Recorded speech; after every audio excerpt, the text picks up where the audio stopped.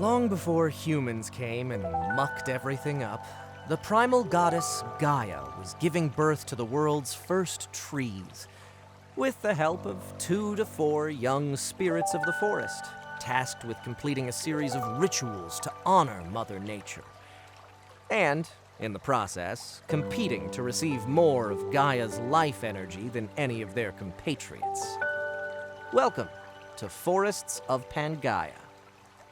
Take 1 snow, rain, sun, and wind land tile for each player and collectively assemble them all into a contiguous map at random, with each new tile placed bordering at least 4 sides of a hex that's already locked in. Give each player a matching color set of 10 trees, 6 treetops, 4 seeds, 1 spirit pawn, and a player board. Create a central supply of all the life tokens and resource tokens. Shuffle the ritual cards and deal 1 to each player face up. Put the rest of the deck near the map and reveal the top 3 face up in a row nearby.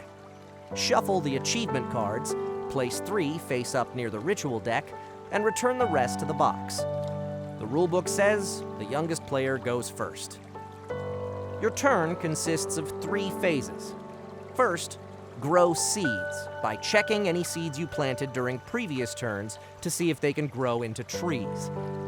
A land is eligible for tree growth if you have the most seeds on that land. On a tie, only the player controlling the most trees adjacent to that land can grow a tree. And for these purposes, the spirit pawn counts as a tree too. If you want to force a seed to grow when it's not eligible, spend 1 life energy for each seed you're missing to reach eligibility by returning the appropriate number of life energy points to the bank. When seeds grow, remove all seeds from that land space and replace them with 1 level 1 tree from your inventory. Every player who had at least 1 seed on that land gains 1 resource of the matching type. Next, take 1 of the following 3 spirit actions.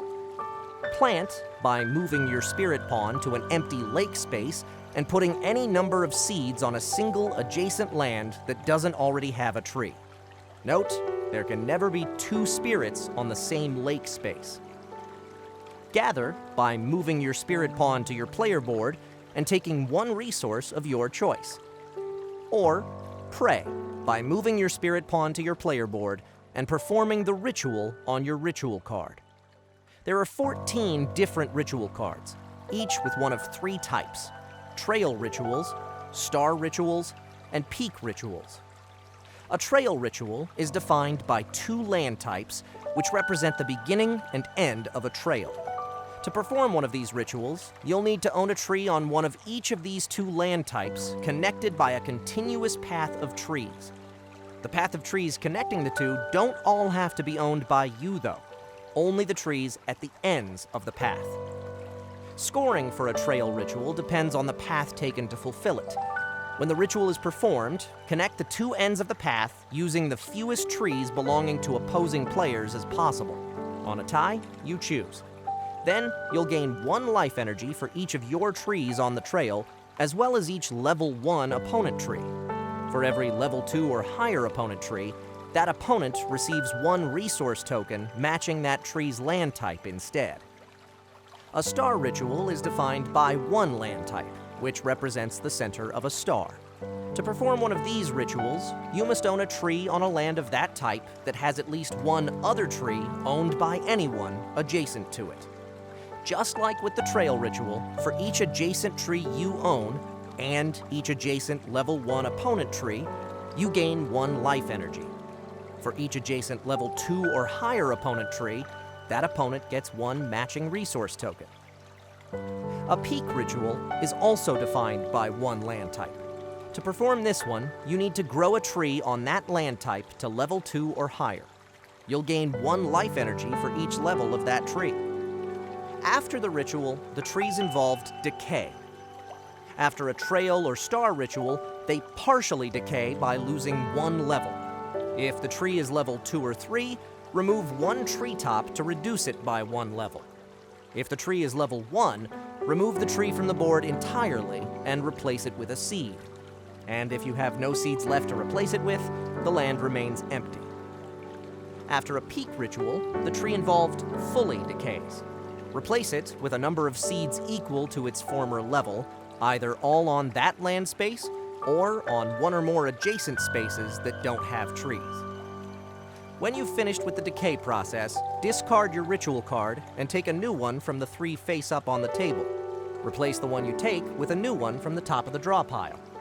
Then, for the last phase of your turn, spend resources to add treetops and make your trees taller.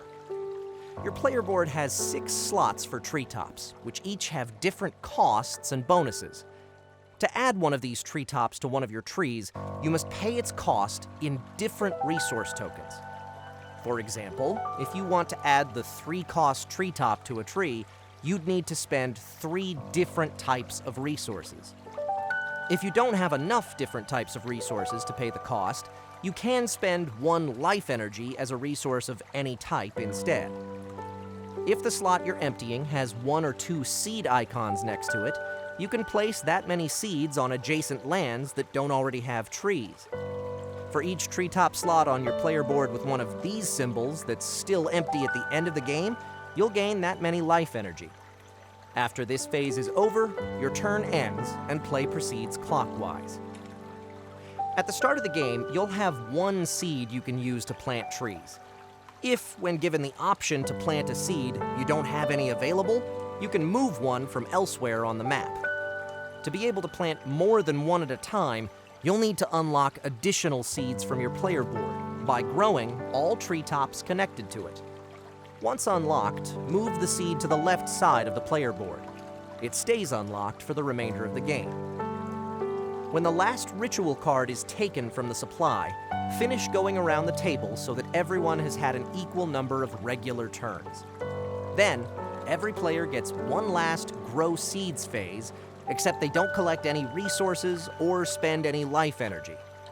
Then, move on to scoring. Total all your life energy indicated by the life tokens you have.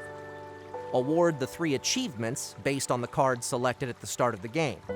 On a tie, every player gets 1 life energy. If your unplayed ritual card's requirements have been fulfilled, you may score it now to receive the life energy without decaying your trees. And add any bonuses awarded by your player board.